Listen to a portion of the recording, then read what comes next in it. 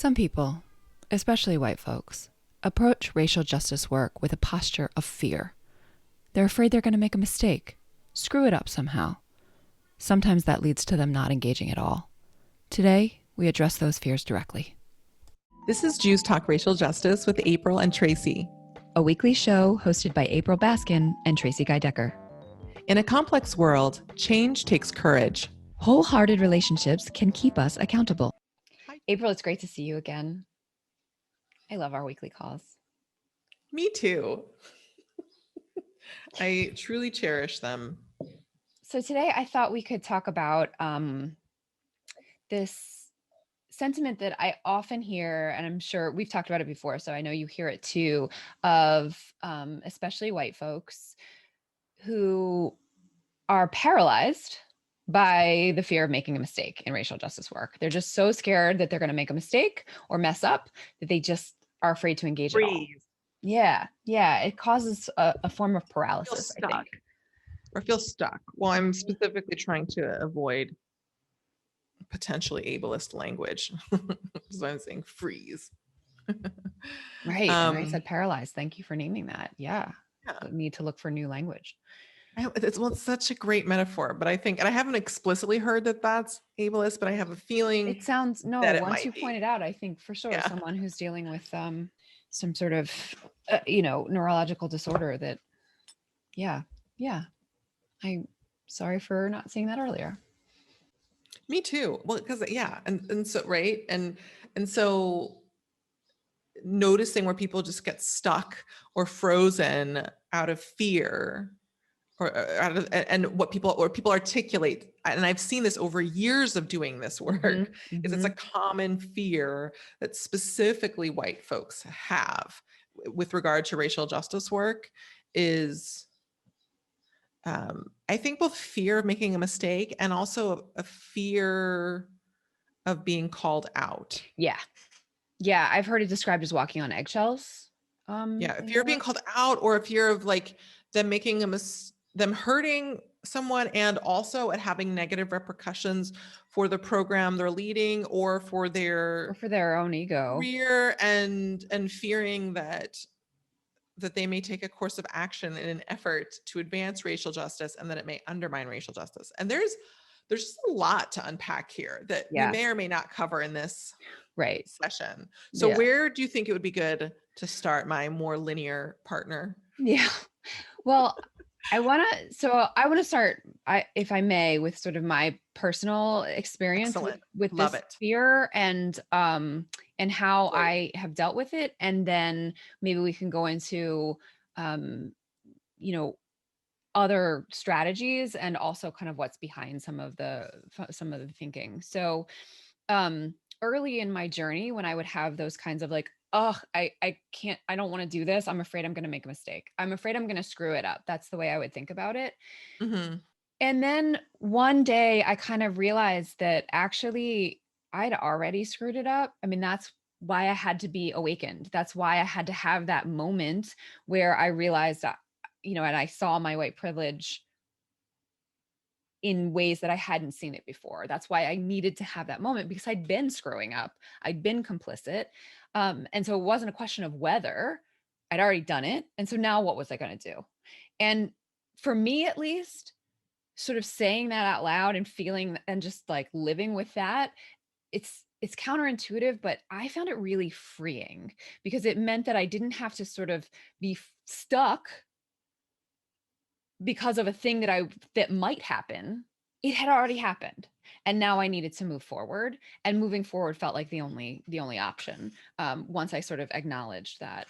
So I don't know if that will work for everyone's psyche, for every white anti-racist, aspiring anti-racist, but for me at least, and I know some people I've coached through it, that is a helpful framing to remind yourself that it's not a question of whether, it's a question of what are you going to do now? Because once you frame it as that, like, standing still stops being an acceptable option. So well said.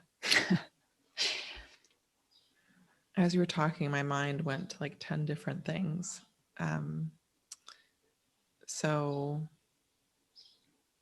First thought, best thought. I love that saying in practice. I mean, well, it's not like, because where I'm going is actually potentially just like a whole other topic, but so I think I'm like dissecting it. So one I was noticing as you were talking that I've heard this expressed by both genders, but I hear it disproportionately expressed by women. Interesting. Right. So I think that is interesting to notice. And part Yeah. of that, I think, is because the Jewish communal field is predominantly composed of female professionals. So that's a part of it. I think also women, again, speaking in generalities, or people who are raised as women who function in the world as women are at times, who are particularly those who are cisgender, are conditioned to be more expressive about what's happening in our inner world, and are conditioned, I was at least conditioned, to endeavor to not upset people Yeah. as much as possible. So I think there's this interesting multi-layered intersectional dynamic around gender and race, among other things, that's playing out here. So there's just a lot of nuance here and a lot of layers. But so going back to this initial piece here, as we're flipping the script. So as you were starting to talk about, I think really strengthening our thinking and our analysis around what's happening and what different options we have about our orientation to our fear of making a mistake. So to me, it's also really important, and I think you sort of started to touch on this in some ways in your reflections, or to me, it's like a natural next step. Maybe it isn't at all, but is from my vantage point, like, it's just mistakes are going to be made. And even more significantly, as Adrienne Marie Brown says, we're operating in a sea of harm and a lot of unhealed harm. So even when we do things right at times, people are still going to be upset because they have unhealed trauma. Our country is laden, is just drowning in unhealed, unaddressed trauma, and it plays out in all kinds of ways. But how I would love for it not to continue to play out is stopping or impeding good people from doing courageous, trajectory shifting work for our community around justice, in this case, specifically racial justice, right? So I think it's important, like, you did some of this work and this was reflected in the wonderful story you shared at the outset, Tracie, but I would invite any person who is feeling this way, regardless of their identity around gender or race or any other thing, right? Just for everyone, because many people may feel this way about this too. It just so happens that Tracie and I have encountered a lot of white folks, and often white women, saying this, but also I've heard white male executives, Jewish executives, talk about this, and also not Jewish, but I mostly focus on work in the Jewish community these days. So is to do some personal reflection around why you feel that way, because our feelings are caused by thoughts. So what are the thoughts that you're having? And I would specifically look at that, because we named a couple of them, but is looking for you, rather than just listening us, is assessing for yourself and being as brave and honest as you can, possibly doing the work with a partner or a friend, and exploring, what am I afraid of? What is it you're afraid of? Are you afraid of hurting a person of color? Are you afraid of how it's going to make you look? Are you worried about the damage it may do to your career? Are you worried that you are going to be seen in some negative way as arrogant or oppressive by someone you respect? What is the fear Yeah. that you have? And or whatever other negative feeling you have, and take some time to notice that. And then once you do that, I would encourage you to start to think about how would you want to feel? How do you want to feel? Right? Like, what would you like to experience? Um, so that's one piece. And then the next thing I would say is that, to me, obviously, so one, I think it might be obvious that we can't get stuck here, that it's important to honor, to presence and honor and to be present with these tough feelings and figure out how to move forward anyway, Keep because going. there is still racial injustice. Right. And this is an all hands on deck sort of issue where we need to center the voices of the people who are most directly impacted. And it's going to take leadership from a lot of different folks in their spheres of influence to move this forward in ways that are aligned with the leadership of people of color, and also specifically qualified. And what I mean by qualified is not some white supremacist delusional trait, but I mean sort of what you would look for in a leader in any sphere. Are they leading a community of other folks? Do they have experience in this area? Because there's a persnickety issue of tokenism, that this is a bit of an aside, of tokenism that plays out in our community. And I think people at times kind of conflate or conflate respecting a person's narrative and a person's autonomy with someone who has been doing the work, who is educated, who has a degree in this and or years of experience leading people of color and or white people and people of color in the work of racial justice, who is qualified to do that. Yeah. One thing I'd love to layer on to what you said about I sort of didn't getting. finish the thought, Oh, I'm but go sorry. ahead. No, it's No, okay. no. I want you to I did finish your one of thought. my ADHD asides, Yep. right? Okay, so if you, I want to hear what you have to say, but I did a little bit of an aside, but what I was trying to get back to is it's helpful to think of a holistic game plan here. So if you're working on some project and you're afraid of making a mistake, so is beginning to think about what support systems do you have in place? Do you have a mentor you can talk some of these things through?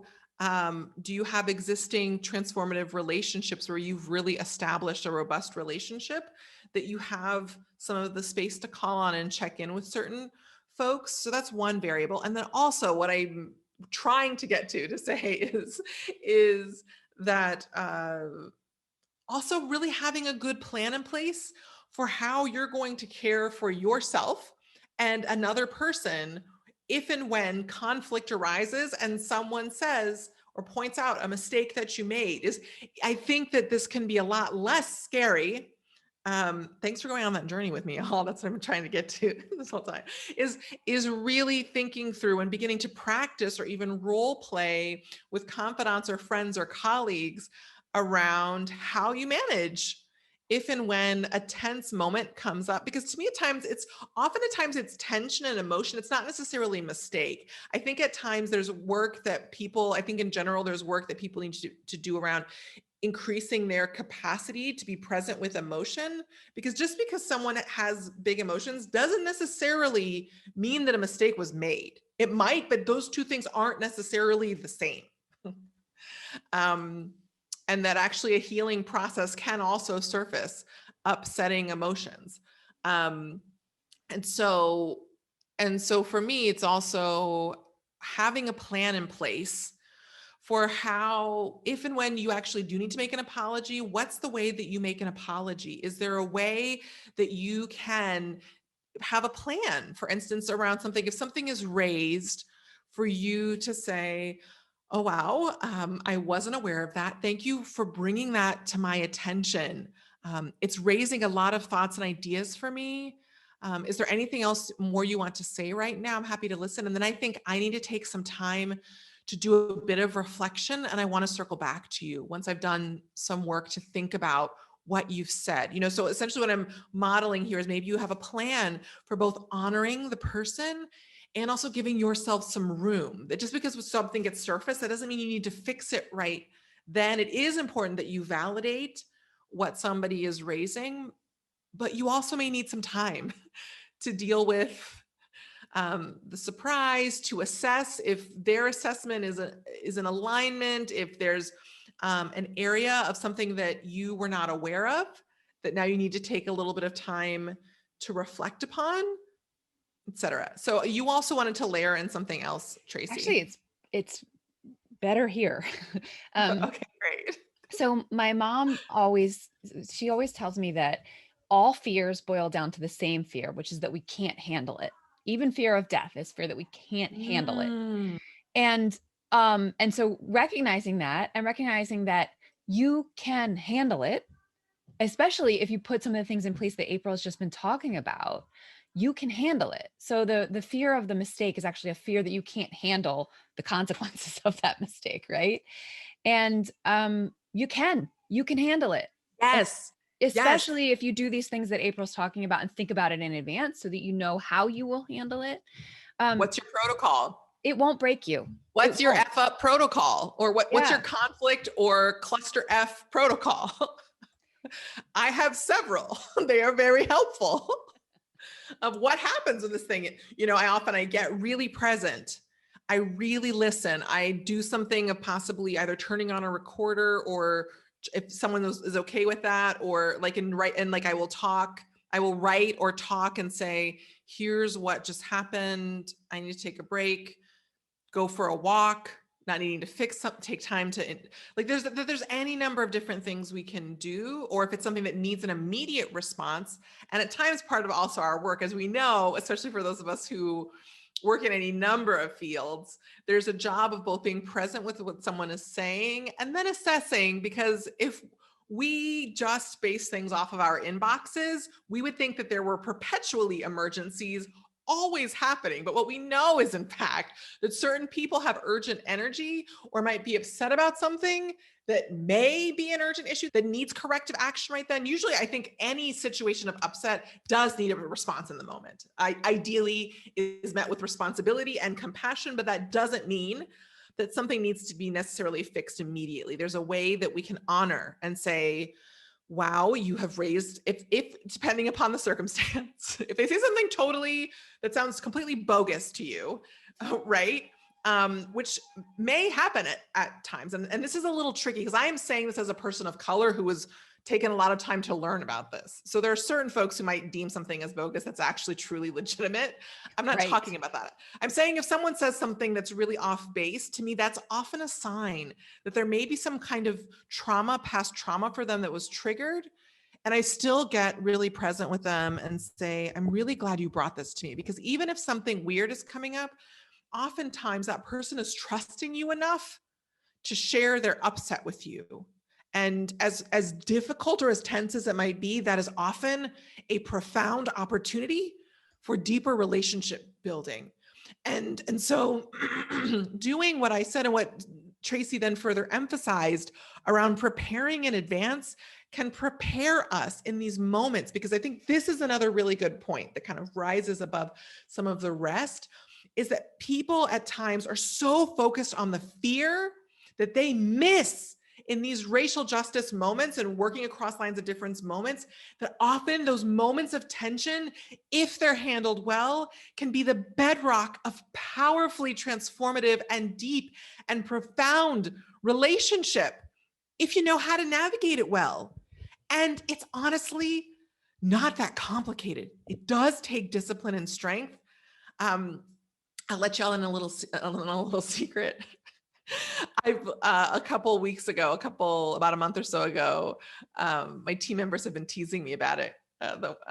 Sarah, who posts our videos on my YouTube page, so she can see the different videos that come up on YouTube. And there's a lot of Cesar Millan videos, the dog whisperer, because I think that there's a lot of insight that Cesar Millan can share for us around racial justice work, or just like working with people and people who have been hurt, with traumatized people. I honestly think it's not that different than handling with working with other traumatized creatures. Is you got to be calm and presence and present. You have to have calm and presence and honor what's surfacing, and do enough of your own work over time that you get clear that this is a hard moment and I'd like to avoid this type of thing in the future, but I am committed enough to this that I'm not going away. I might need to take a break. and I need a few minutes or a week to process something, but I'm clear that I am fully committed to racial justice and I'm appreciative, whether or not I'm clear that what they're saying is brilliant, or I'm not so clear and it seems potentially more be about their upset, they're still reaching for connection. And so I'm going to honor that. So I hope we can start to move. And can you say that again? What you shared before, Tracie, about your mother's insight about what all fear is? Can you say that again? Yeah, all fear is the same fear, and it's the fear that you won't be able to handle it, whatever the Great, thing is. right, right. And here's the thing: is you can handle it, Right. Yeah, right? You you can. can. And some of you who are listening, you may know or you may not realize yet, but you have everything you need right now based upon your current skills from transferable parts of your life to deal with it right now. Some of you might be aware of that, some of you may not, and you might have a little bit of imposter syndrome, but actually you have the chops. And for those of you who don't yet, this is a completely learnable skill. How to notice how you're feeling, how to say, I had this kavod model, and I think it could even be simpler than that. This like acronym kavod that stood for uh, or keep calm, acknowledge how you're feeling, acknowledge sort of what's happening, right? Validate the other person. Find something to validate what they're saying. Even thank you for bringing that to my attention. I wasn't aware. Offer a solution or next steps, which could be, I need time to think about what you said. I really appreciate what you're saying. Could we schedule a time in a couple days or next week to circle back about this once I've done a little bit of my own work to reflect upon what you've said? Is there anything, and you might want to also offer, is there anything else that you haven't yet voiced that you want to make sure I hear before I take some time to do some reflection? And then D can stand for debrief, or I forget, there was a different D word I used, but basically is also around next action, is to then circle back later with that, is to then take the steps that you need to take, right? So, And I just want to name for the folks listening who maybe don't recognize the word, that kavod means honor in Hebrew. And so thank you. this acronym is about really honoring that moment Everyone, and honoring that everyone. moment, Mhm. the other person, Yourself. yourself. Mhm. Yeah. Because we live in this culture, we live in such an oppressive culture. To me, the reason there's so much shame in our culture in part is very tied to different forms of oppression that really work to shame different people.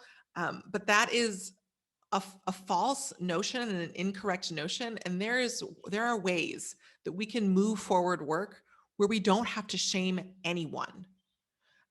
Accountability and shame are not the same things. At times they get conflated, just Yeah. like many things around love get conflated. But I think often they get conflated with the absence of love and what actually love, or a dysfunctional dynamic that is not love, right? So there's a way that we can begin to face tough things, to have hard conversations, and to care for the other person and ourselves. And so I'm recommending, it may not always be the case, right? And then even then you might want to take a break and say, I want to take a few minutes to, or just say you need to go to the restroom or something, but give yourself some time, because often when these things happen, we are triggered and there is a response, we are having a physiological response Right. that happens in less than a second. It's milliseconds. So we begin feeling the effects in our body before we're even consciously aware that it has happened. And we might need to take some time, even just having time to go to a restroom and taking 10 slow, deep breaths. 10 of breathing in, holding for a moment, slowly exhaling. And you may find by the third or fourth breath that it's starting to calm Mhm. your body and go all the way to 10, right? And then if you need to respond in that moment, you can, but often, much of the time, we don't necessarily have to. And it's good to pause and give everyone some space to decompress and to honor and say, let's connect about this. Let's schedule a time, do that. Don't avoid it, because then that will make it much worse, but give yourself set everyone up for success if you can, and set everyone up to have a space to be heard and to figure out an appropriate course of action if there is a teachable moment and learning that can be done in a way that honors all of us, because mistakes are unavoidable. Right. And as I often say, we are operating in a sea of harm. So even folks who are doing things perfectly are still going to have people who think a mistake is being made because it triggers an old pain for them. Right. Right. And you're not going to do it perfectly because we're human and we're imperfect. And that's just the nature of our existence. And I'm going to say it again. I know I'm a broken record on this, but it's like exercise, right? And if you're like, I want Yes. to do this run perfectly, or I'm not going to do it at all, how is that Yeah. helping anyone, right? Like, if you go on your first, multi-mile run and you don't want to do it because you might have to walk, so you Yeah. choose not to do it, clearly that's not not the way you get to be a better runner. And No. it's the exact same with racial justice work. If you're worried you're going to make a mistake when you have this conversation, when you run this program, when you go to this program, when you, whatever it is that you're in front of, and so you choose not to do it, that's like not doing the run because you're afraid you might have to walk for part of it. Yeah.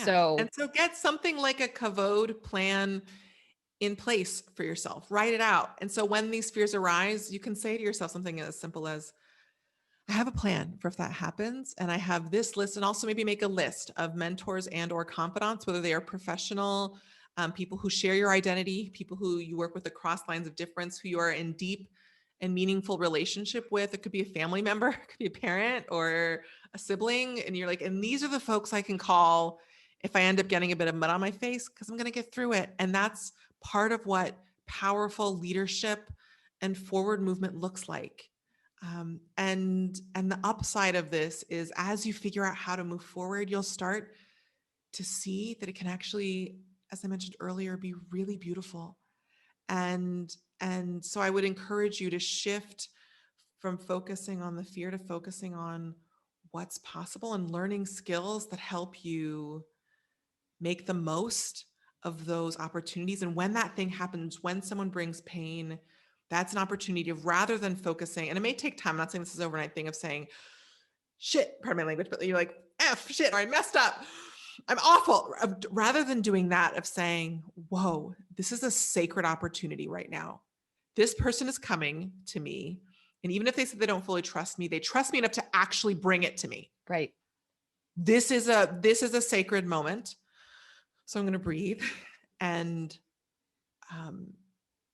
either be willing to listen in that moment, say, is there more you need? I'm willing to listen. Thank you for bringing this to my attention. Are you in a place where you're comfortable letting me know what's on your mind? Or would you rather I go back to the drawing board and do some reflection and come back to you? What would make the most sense? Right? The more we can move out of the shame, which then just has us go inward and also has us distance ourselves from the person who's reaching for us in that moment. Right. Right? There's new possibilities that are available. And there are a range of different possibilities that are available for each of us. And we get to get better and work on continuing to strengthen our capacity to support each other as we take on courageous action with humility and an open heart and increasing rigor around the strength of our anti-racism. Thanks for tuning in. Our show's theme music was composed by Elliot Hammer. You can find this track and other beats on Instagram at Elliot Hammer. If this episode resonated with you, please share it and subscribe.